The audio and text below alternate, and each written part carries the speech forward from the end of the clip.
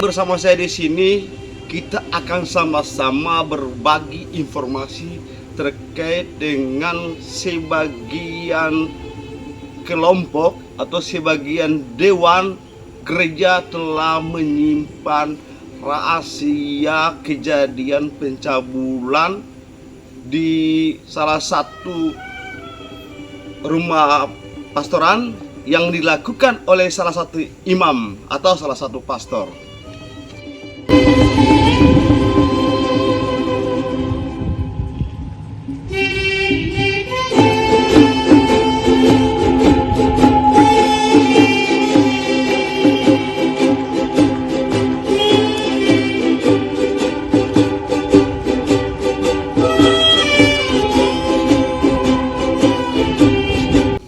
Nah, beginilah ceritanya.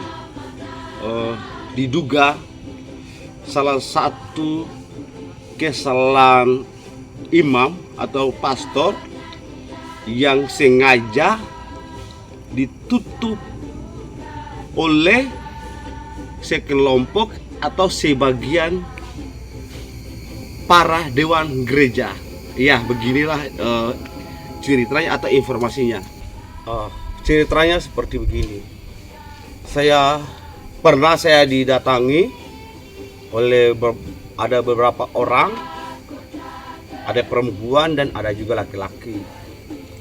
Mereka datang bertemu saya atau berjumpa saya di kediaman saya.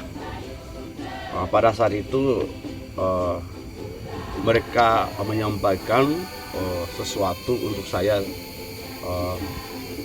terkait dengan diduga telah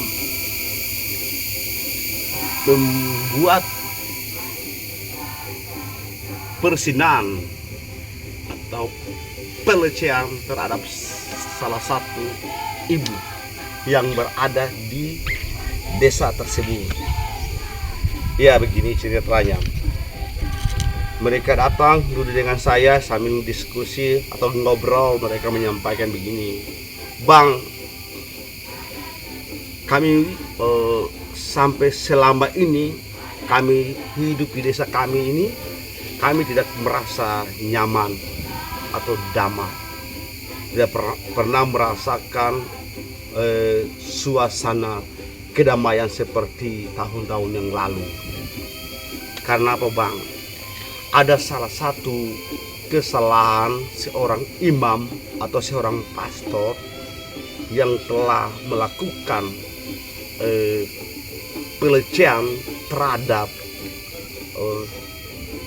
salah satu ibu di dalam rumah pastoran yang berada di desa kami, sehingga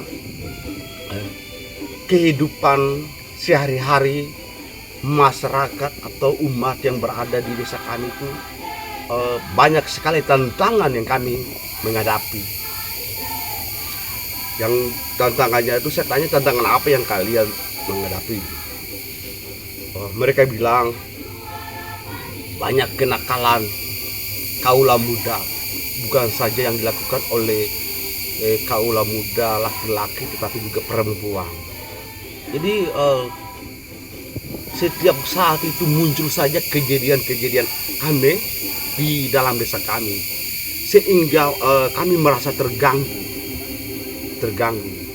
Nah, kami kadang berpikir begini, Bang, jangan-jangan kesalahan atau tumpukan dosa atau tumpukan sampah yang masih tersimpan dan tutup rapi oleh sebagian anggota dewan gereja. Tumpukan sampah tersebut masih tersimpan di dalam rumah pastoran, sehingga banyak sekali timbul kejadian-kejadian aneh di dalam desa kami.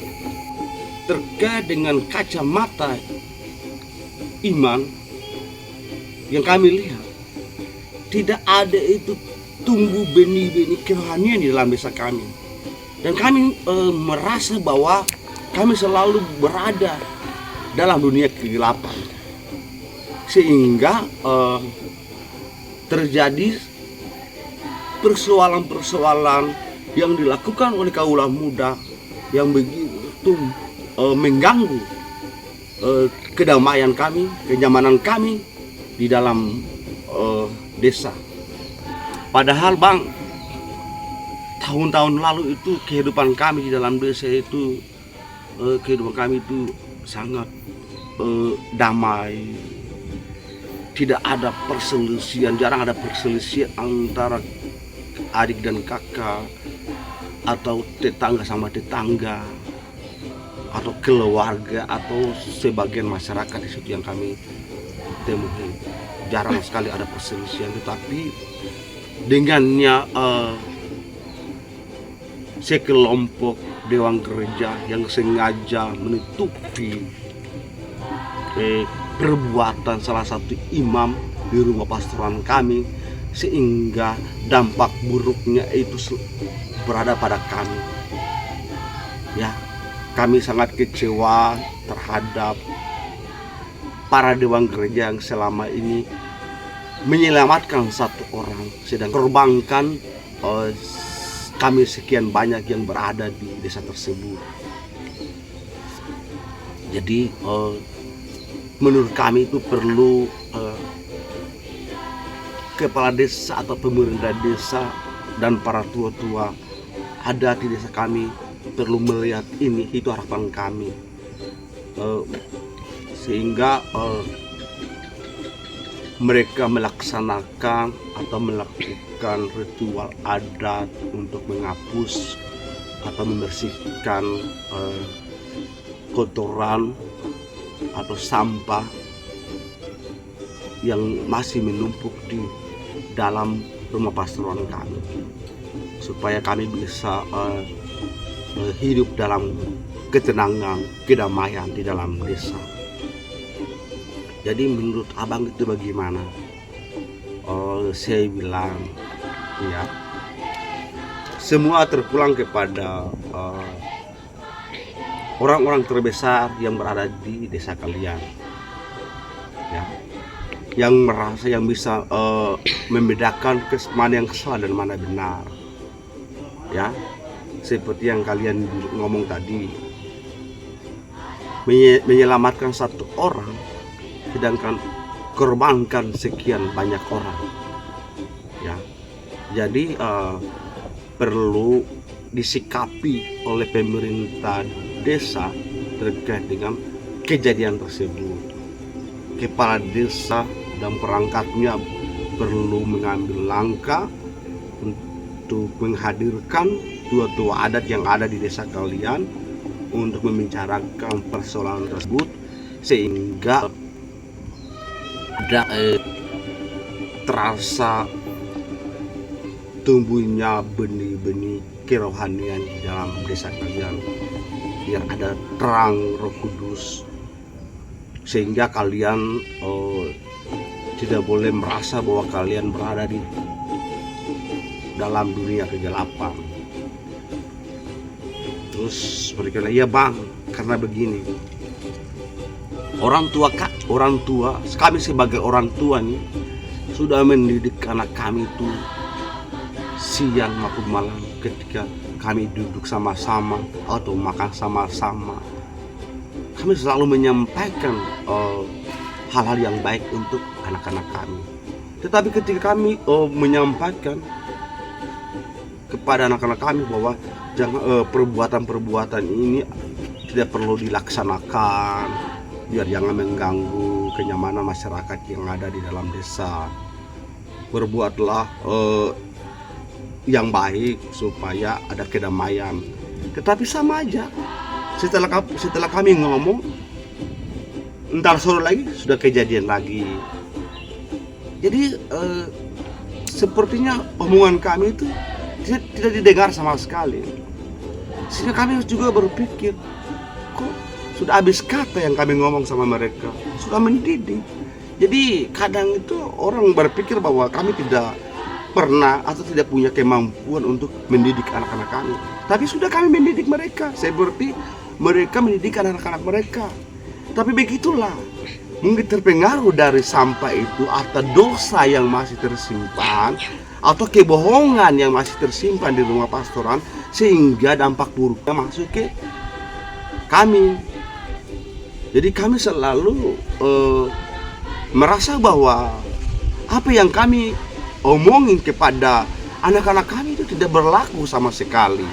Karena itu sudah yang tidak tadi kita sudah bicarakan, tadi sudah sampaikan kepada Bang, itu salah satu perbuatan seorang imam itu yang masih ditutupi rapi oleh sebagian dewan gereja, sehingga selalu muncul saja kejahatan atau muncul saja perbuatan yang tidak berkenan di hati masyarakat, sehingga kami datang untuk menyampaikan kepada Abang, minta solusinya seperti apa, jalan keluarnya seperti apa.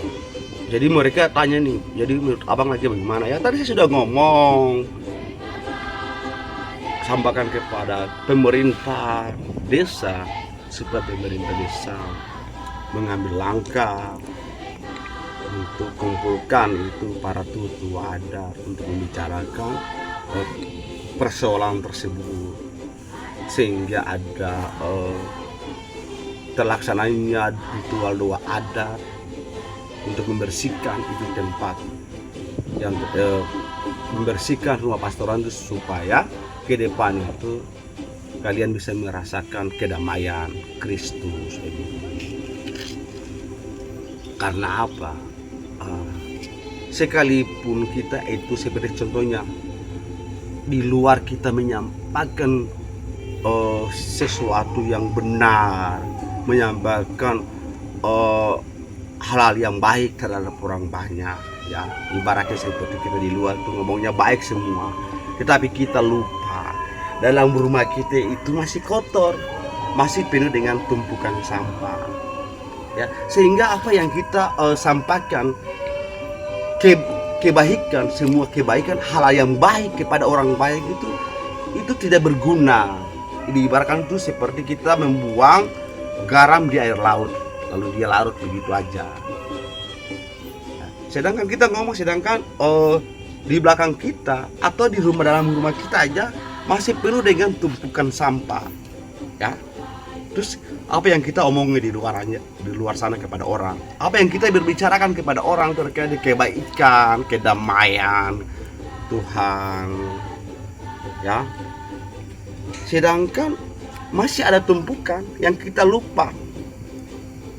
Nah, bagaimana caranya untuk kita membersihkan sampah yang ada di rumah kita ini? Ya kita mengambil langkah yang terbaik demi menyelamatkan sekian banyak orang yang ada di desa itu. Daripada kita menyelamatkan satu orang ini, sedangkan korbankan sekian banyak orang atau ratus orang, bahkan sampai ribuan orang, ya.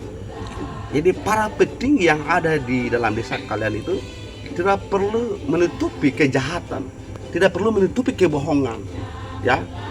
Yang salah biarlah kita katakan salah, yang benar kita bilang benar, ya. Sehingga jangan ada dampak buruknya yang dirasakan oleh orang yang ada di desa itu. Jadi tadi sudah saya ngomong, semua terpulang kepada pemerintah desa dan para orang tua. Kalau mereka masih mengingat kejadian itu dan mereka berpikir kepentingan banyak orang, maka tempat itu perlu dibersihkan. Terima kasih banyak perjumpaan kita hari ini, dan kita sama-sama sudah mendengar terkait dengan informasi dugaan cabul atau persinaan yang dilakukan oleh salah satu imam tadi di salah satu rumah pastoran.